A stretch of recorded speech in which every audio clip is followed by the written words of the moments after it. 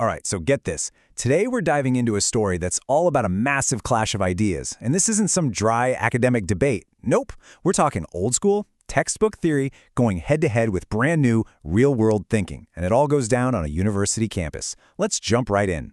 So, picture this. You've got this super confident student, He's armed with literally everything he's learned in his economics classes, and he's ready to take on this enigmatic figure, Satoshi. He's about to lay down the law, straight out of Chapter 4. And there it is, the classic argument. He hits Satoshi with the efficient market hypothesis, this big idea that says market prices already reflect all the available information. He's basically saying, look, it's a rule, like gravity, and because of this rule, a crazy, volatile asset like Bitcoin just can't, by definition, be a real store of value. You gotta admit, it's a solid by-the-book point. But Satoshi's comeback, well, it's not what anyone expects. Instead of hitting back with another theory, he just turns to his AI companion, this little floating orb named BitDra. See, he's not interested in the argument. He's interested in where the argument is coming from. With this little yawn, Satoshi completely changes the game. He's not asking if the student is right.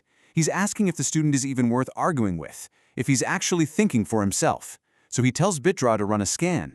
So BitDra gets to work, but it's not scanning for facts or numbers. Nah, it's looking for patterns. And it starts picking up on all these little tells, the way he uses fancy jargon, how he keeps quoting what other people think, and that need for approval from the establishment. The diagnosis is getting clearer by the second.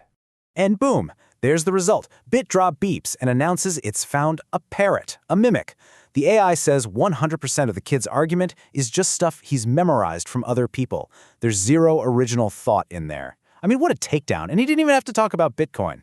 And this right here is the whole point. Satoshi's message is so much bigger than just economics. It's a challenge, not just to the student, but to all of us. He's saying, stop just repeating the things you've been told. Start questioning where those rules came from, and actually use your own brain.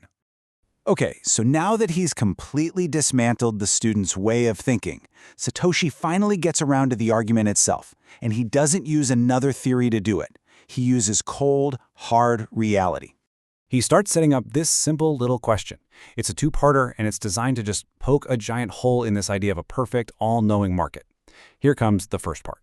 And there's the knockout punch.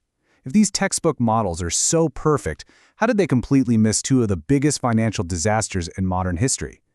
He's using these massive, real-world screw-ups to show that there's a huge and dangerous gap between clean academic theories and the messy, unpredictable world we actually live in. But hold on, the story isn't over. Another character, Alicenza, steps in and decides to turn the tables. I mean, if Satoshi is so quick to judge everybody else, what about him? Where does he stand in this whole intellectual food chain he's created? It's a great question, right? Aliza calls him out directly. She's forcing him to play by his own rules. And while this is happening, BitDra quietly decides, I think I'll find out the answer for myself. The results from BitDra's secret scan on its own master are, well, they're just wild. The analysis shows that Satoshi is motivated by the exact opposite of what you'd think. He's walked away from fame, money, and power. And his ultimate goal? Get this, to find peace in being lazy.